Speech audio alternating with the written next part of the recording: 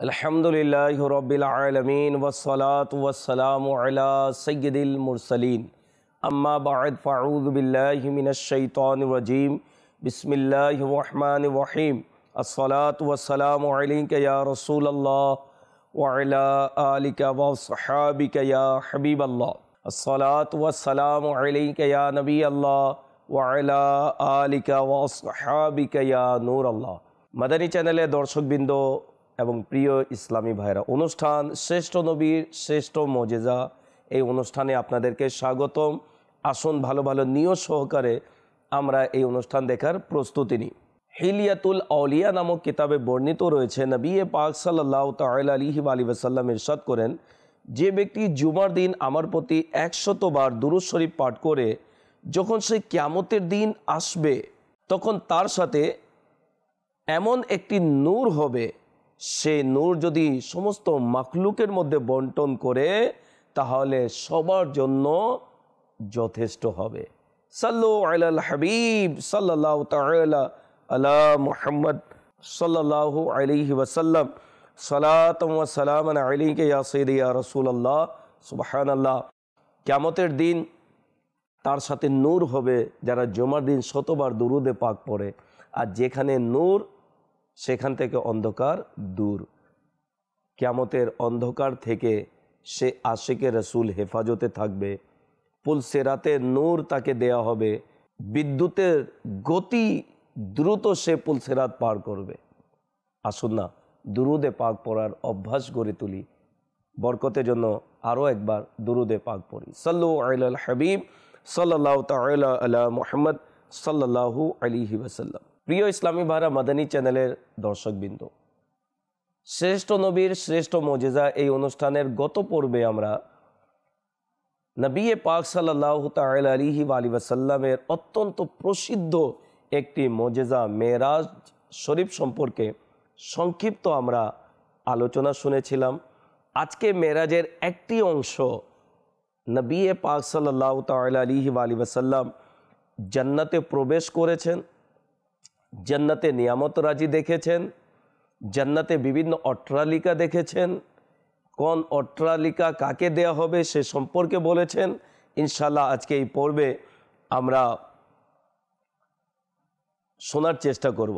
আলা হযরত रहमतुल्लाह ताला বলেন, जन्नत है उनके जलवा से जो आए रंगो बू, ए गुल हमारे गुल से है गुल को सवाल गुल। তো নবী পাক সাল্লাল্লাহু তাআলা আলাইহি ওয়াসাল্লাম তিনি নিজের চোখ দ্বারা জান্নাতকে প্রদর্শন করেছেন, জান্নাতকে দেখেছেন, জান্নাতে বিচরণ করেছেন এবং জান্নাতে নবী করিম সাল্লাল্লাহু আলাইহি সাল্লাম বিভিন্ন নিয়ামত রাজি দেখেছেন। আসুন এই প্রসঙ্গে আমরা শুনি। হযরত সাইয়েদনা আলী রাদিয়াল্লাহু তাআলা আনহু থেকে বর্ণিত, একবার আমিরুল মুমিনিন হযরত সাইয়েদনা ফারুক আজম রাদিয়াল্লাহু তাআলা আনহু নবী পাক সাল্লাল্লাহু আলাইহি সাল্লামের দরবারে আরজ করলেন, ইয়া রাসূলুল্লাহ সাল্লাল্লাহু তাআলা আলাইহি ওয়াসাল্লাম, আমাকে জান্নাত সম্পর্কে কিছু বলুন যা মেরাজের রাত্রে আপনি জান্নাতে দেখেছেন। সুবহানাল্লাহ। জান্নাতের নিয়ামত রাজি সম্পর্কে আমাকে বলুন যা মেরাজের রাত্রে আপনি জান্নাত অবলোকন করেছেন। তখন নবী পাক সাল্লাল্লাহু তাআলা আলাইহি ওয়াসাল্লাম ফারুক আজম রাদিয়াল্লাহু তাআলা আনহুকে বললেন, হে ইবনে খাত্তাব, যদি আমি তোমাদের মাঝে ততদিন পর্যন্ত থাকি যতদিন পর্যন্ত নূহ আলাইহিস সালাতু সালাম তার সম্প্রদায়ের মাঝে ছিলেন। কত বছর ছিলেন? 900 বছর নূহ আলাইহিস সালাতু সালাম নিজের সম্প্রদায়দের মাঝে ছিলেন। তো তোমাদের মাঝে আমি যদি থাকি, অতঃপর সেই জান্নাতি ঘটনা বলি এবং সেখানে দেখা জিনিস সম্পর্কে বলা হলেও তা শেষ হবে না। কত বিশাল জান্নাত, কত নিয়ামত রাজি আল্লাহ তাবারক ওয়া তাআলা রেখেছেন। ইনশাআল্লাহ আল্লাহ তাআলার দয়াতে জান্নাতে যাব, জান্নাতের নিয়ামত রাজিও আমরা ইনশাআল্লাহ পাবো সেখানে। তো নবী পাক সাল্লাল্লাহু আলাইহি ওয়াসাল্লাম বললেন যে যদি নূহ আলাইহিস সালাতু সালাম নিজের সম্প্রদায়দের মাঝে যতদিন ছিলেন এতদিন আমি তোমাদের মাঝে থাকি এবং জান্নাতের আলোচনা যদি করা হয় তাহলে শেষ করতে পারবো না। তবে হে ওমর, যখন তুমি আমার নিকট এটা জিজ্ঞাসা করে নিয়েছো যে আমাকেও জান্নাত সম্পর্কে বলুন, অতঃপর আমি তোমাকে এই বিষয়টি বলবো যা তোমার ছাড়া আমি কাউকে বলিনি। শোনো, আমি জান্নাতে একটি আলিশান মহল দেখেছি, যার চৌখট জান্নাতি মাটির নিচে এবং তার উপরের অংশ আরশের মাঝামাঝি ছিল। আমি জিব্রাইলকে জিজ্ঞেস করলাম, হে জিব্রাইল, তুমি কি এই আলিশান মহল সম্পর্কে জানো, যার চৌখট জান্নাতি মাটির নিচে আর উপরের অংশ আরশের মাঝামাঝি? জিব্রাইল আমিন আলাইহিস সালাতু ওয়াস সালাম আরজ করলেন, ইয়া রাসূলুল্লাহ সাল্লাল্লাহু আলাইহি সাল্লাম, আমি জানি না। আমি আবারও জিজ্ঞেস করলাম, হে জিব্রাইল, এই মহলের উজ্জ্বলতা এমন যেমন দুনিয়ার সূর্যের উজ্জ্বলতা? চলো শুধু এটাই বলো যে এই পর্যন্ত কে পৌঁছাবে এবং এখানে কে বসবাস করবে? তখন জিবরাইল আমিন আলাইহিস সালাতু ওয়াস সালাম আরজ করলেন, ইয়া রাসূলুল্লাহ সাল্লাল্লাহু তাআলা আলাইহি ওয়া সাল্লাম, এই মহলে সেই থাকবে যে শুধুমাত্র সত্য কথা বলবে, সত্যের উপদেশ দিবে। যখন তাকে কেউ সত্য কথা বলে তখন সে রাগ করবে না এবং তার সত্যের উপরই ইন্তেকাল হবে। শর্ত কি? সত্য কথা বলবে, সত্যের উপদেশ দিবে। যখন কেউ যদি সত্য বলে সে রাগান্বিত হবে না এবং সত্যের উপরই তার ইন্তেকাল হবে। আমি জিজ্ঞেস করলাম, হে জিবরাইল, তুমি কি তার নাম জানো? কেমন নবী পাক সাল্লাল্লাহু আলাইহি সাল্লাম রহস্যের পর্দা উদ্ঘাটন করছেন। তখন জিবরাইল আমিন আলাইহিস সালাতু ওয়াস সালাম বললেন, জি হ্যাঁ ইয়া রাসূলুল্লাহ সাল্লাল্লাহু আলাইহি সাল্লাম, সে তো একজনই। আমি জিজ্ঞাসা করলাম, হে জিবরাইল, সে একজন কে? তখন জিবরাইল আমিন আলাইহিস সালাতু ওয়াস সালাম আরজ করলেন, হযরতে উমর বিন খাত্তাব রাদিয়াল্লাহু তাআলা আনহু। এই কথা শুনে আমিরুল মুমিনিন হযরতে সাইয়েদনা ফারুক আজম রাদিয়াল্লাহু তাআলা আনহু তিনি কেঁদে দিলেন। সুবহানাল্লাহ। আকার মুখ থেকে গোলাম জান্নাতের অট্টালিকার সুসংবাদ শুনছে, তিনি শোনার মাত্র কেঁদে দিলেন। হযরতে সাইয়েদনা আব্দুল্লাহ বিন হাসান রাদিয়াল্লাহু তাআলা আনহু বর্ণনা করেন, এই ঘটনার পর আমরা কখনো আমিরুল মুমিনিন হযরতে সৈয়দনা ফারুক আজম রাদিয়াল্লাহু তাআলা আনহু এর চেহারায় হাসি দেখিনি। এমনকি এই অবস্থায় তিনি দুনিয়া থেকে বিদায় নিয়ে গেলেন। কেমন খৌফে খুদা ছিল।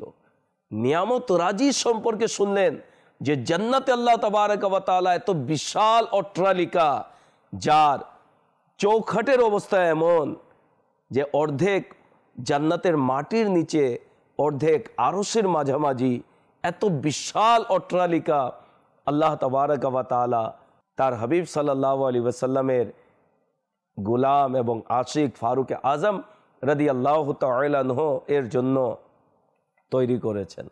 সুসংবাদ শুনেছেন নবীর মুখ থেকে, যিনি কোনোদিন মিথ্যা বলেননি, মিথ্যা বলার অবকাশও থাকে না।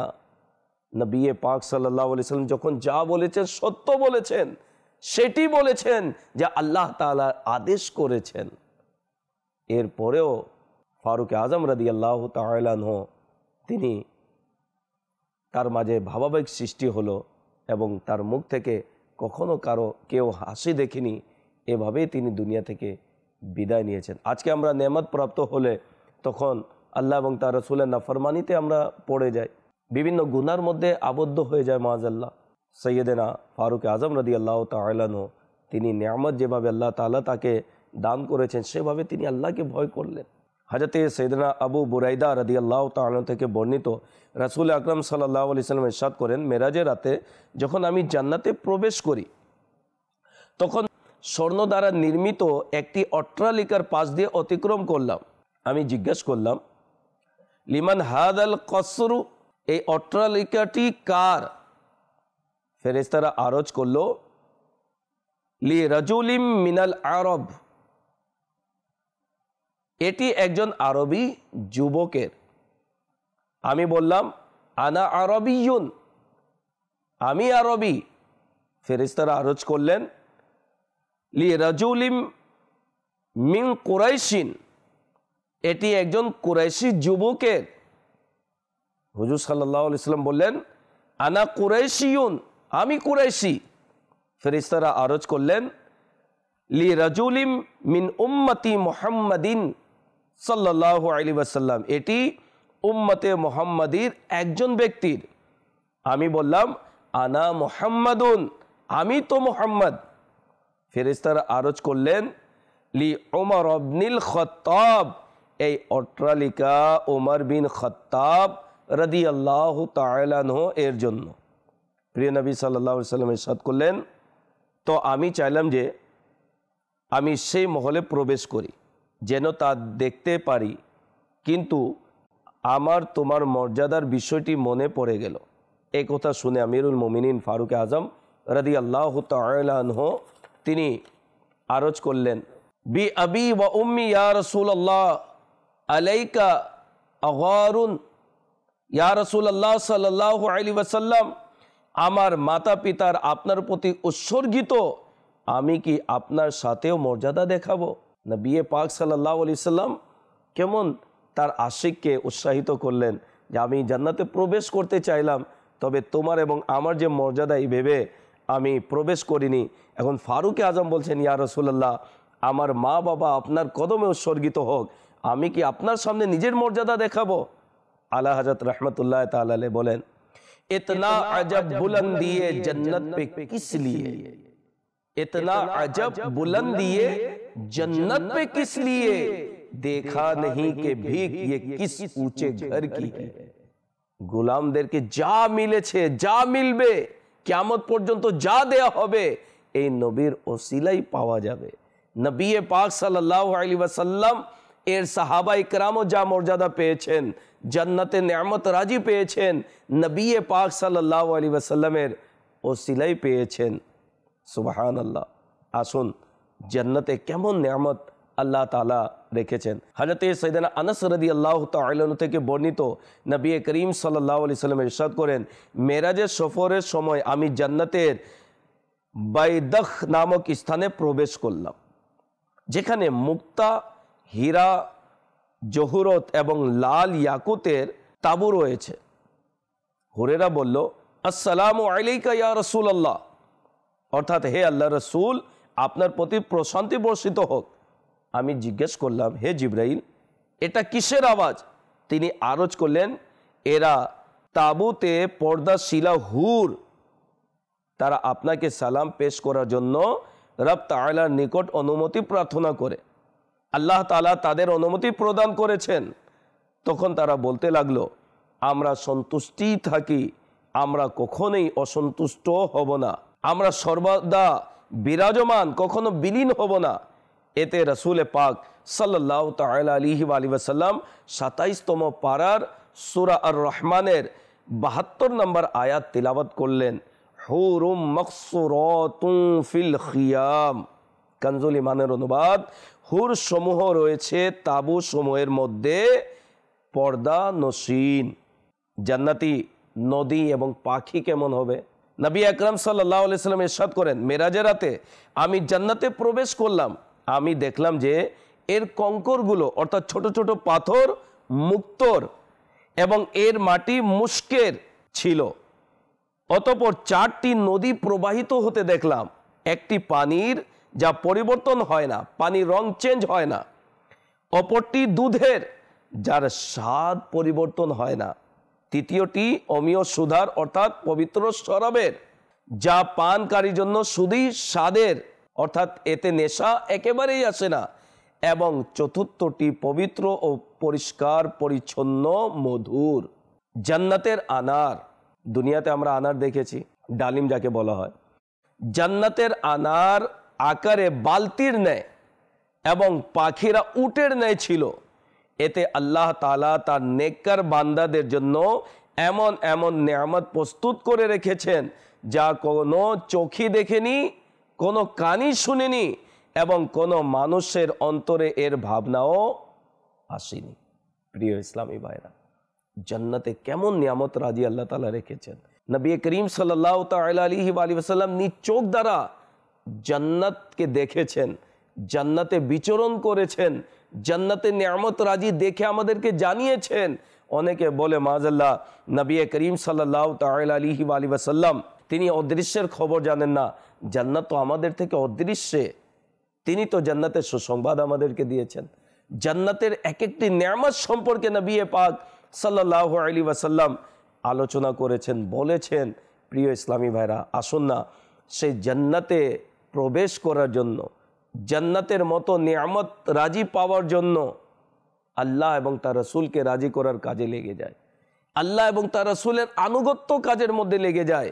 ইনশাআল্লাহ নবী করিম সাল্লাল্লাহু তাআলা আলাইহি ওয়াসাল্লামের আনুগত্য যদি আমরা করি, আল্লাহ এবং তার রাসূলের আনুগত্যমূলক কাজে যদি লেগে যায়, জান্নাত আমাদের ঠিকানা হবে। সুন্নাতে রাসূল সাল্লাল্লাহু আলাইহি ওয়াসাল্লামকে যদি আঁকড়িয়ে ধরি, জান্নাত আমাদের স্থান হবে। স্বয়ং নবী পাক সাল্লাল্লাহু আলাইহি সাল্লাম বলেছেন, মান আহাব্বা সুন্নতি ফাকাদ আহাব্বানি ওয়া মান আহাব্বানি কানা মাইয়া ফিল জান্নাহ। যারা আমার সুন্নতকে ভালোবেসেছে নিশ্চয়ই আমাকে ভালোবেসেছে, যারা আমাকে ভালোবেসেছে আমার সঙ্গে জান্নাতে থাকবে। জান্নাত তাও নবী করিম সাল্লাল্লাহু আলাইহি সাল্লামের সাথে, জান্নাত তাও নবী করিম সাল্লাল্লাহু আলাইহি সাল্লামের পাশে। আসুন না সেই সুন্নতকে আমরা আঁকড়িয়ে ধরি। আলহামদুলিল্লাহ, দাওয়াতে ইসলামী এই সুন্নতকে প্রচার প্রসার কাজের মধ্যেই নিয়োজিত। মাদানী চ্যানেল সুন্নতকে ঘরে পৌঁছে দেওয়ার জন্য নিয়োজিত। তাই অনুরোধ করব, নবী পাক সাল্লাল্লাহু আলাইহি ওয়াসাল্লাম এর সুন্নতকে আমরা আঁকড়িয়ে ধরি, হুজুর সাল্লাল্লাহু আলাইহি ওয়াসাল্লামের সুন্নতকে নিজের জীবনে বাস্তবায়ন করি। ইনশাআল্লাহ এর বরকতে আল্লাহ এবং তার রাসূলের সন্তুষ্টি অর্জন করে আমরা যখন কবরে যাব, জান্নাতে নিয়ামত রাজি কবরেও দেয়া হবে, জান্নাতি পোশাক ইনশাআল্লাহ কবরেও আমাদেরকে পরিধান করানো হবে, এবং কিয়ামতের দিন জান্নাতের স্থায়ী যে নিয়ামত সেখানে ইনশাআল্লাহ আমরা পাবো। নবী পাক সাল্লাল্লাহু তাআলা আলাইহি ওয়াসাল্লাম এর ওসিলায় জান্নাত যদি মিলে যায়, নবী পাক সাল্লাল্লাহু আলাইহি ওয়াসাল্লাম যিনি জান্নাতের মালিক, তার সন্তুষ্টি যদি মিলে যায়, আর কি চাওয়া পাওয়া রয়েছে। প্রিয় ইসলামী ভাইরা, আল্লাহ তাআলার দরবারে আমির আহলে সুন্নাত কত সুন্দর বলেন, ইজনে সে তেরে সরে হশর কহে কাশ হুজুর, ইজনে সে তেরে সরে হশর কহে काश हुजूर साथ अत्तार को जन्नत में रखूंगा या रब। हे अल्लाह, তোমার আদেশে নবী পাক সাল্লাল্লাহু আলাইহি সাল্লাম যেন এভাবে বলে, ইয়া আল্লাহ, আমি আত্মারকে জান্নাতে নিজের সঙ্গে রাখবো। এ কাশ, এই ঘোষণা যেন আমাদের জন্য যেন কবুল হয়ে যায়। আল্লাহ তাবারাক ওয়া তাআলা আমাদের সকলকে জান্নাতে যাওয়ার যে আমল সমূহ রয়েছে সে আমল সমূহ করার তৌফিক দান করুক। মেরাজ রজনীতি নবী পাক সাল্লাল্লাহু আলাইহি সাল্লাম জান্নাতে প্রবেশ করেছেন, বিচরণ করেছেন, জান্নাতে নেয়ামত রাজি বর্ণনা করেছেন। সে মেরাজ রজনীতে নবী পাক সাল্লাল্লাহু আলাইহি ওয়াসাল্লাম নামাজের মতো নিয়ামত আমাদের জন্য উপহার স্বরূপ রব তাবারাক ওয়া তাআলার পক্ষ থেকে নিয়ে এসেছেন, এবং এই নামাজকে যারা আদায় করে তাদের জন্য জান্নাতের সুসংবাদ রয়েছে। মাদানী চ্যানেলের দর্শকবৃন্দ, আসুন না আমরা নিয়ত করি, ইসলামী ভাই ইসলামী বোন সবাই যেন নিয়ত করি, আমরা 5 ওয়াক্তের নামাজ পাবন্দির সাথে আদায় করব। নবী পাক সাল্লাল্লাহু আলাইহি সাল্লাম যেভাবে নামাজ পড়তে বলেছেন সেভাবে আমরা নামাজ শিখে সেভাবে নামাজ আদায় করব। ইনশাআল্লাহ এই নামাজের বরকতে আল্লাহ তাআলার দিদার আমরা জান্নাতে করব। জি হ্যাঁ, নামাজির জন্য সবচেয়ে বড় নিয়ামত হচ্ছে জান্নাতে আল্লাহ তাবারক ওয়া তাআলার দিদার লাভ করবে। যে আল্লাহ তাবারক ওয়া তাআলাকে নবী পাক সাল্লাল্লাহু আলাইহি সাল্লাম মাথার চোখ দ্বারা দেখেছেন, ইনশাআল্লাহ জান্নাতে আমরা নবী পাক সাল্লাল্লাহু আলাইহি সাল্লামের ওসিলায় আল্লাহ তাআলার দিদার লাভ অর্জন করব যারা পাবন্দির সাথে নামাজ আদায় করে। তাই জান্নাতে প্রবেশ করার জন্য, আল্লাহ এবং তার রাসূলের সন্তুষ্টি পাওয়ার জন্য নামাজের পাবন্দি করুন। যারাই এই পর্যন্ত আমাদের সাথে ছিলেন, আল্লাহ তাআলা আপনাদেরকে ভালো সুস্থ রাখুক। দোয়া করি আল্লাহ তাআলা আপনাদের এবং আমাকেও পাবন্দির সাথে নামাজ আদায় করার এবং নামাজি হয়ে যেন আমরা কবরে প্রবেশ করতে পারি, আল্লাহ তাআলা তৌফিক দান করুক। আল্লাহ তাআলা আমাদের অন্তরের মধ্যে নামাজের মহব্বত ভালোবাসা ঢেলে দিক। আমিন। বিজাহিন নবিয়িল আমিন সাল্লাল্লাহু আলাইহি ওয়াসাল্লাম। সাল্লু আলাল হাবিব সাল্লাল্লাহু তাআলা আলা মুহাম্মদ সাল্লাল্লাহু।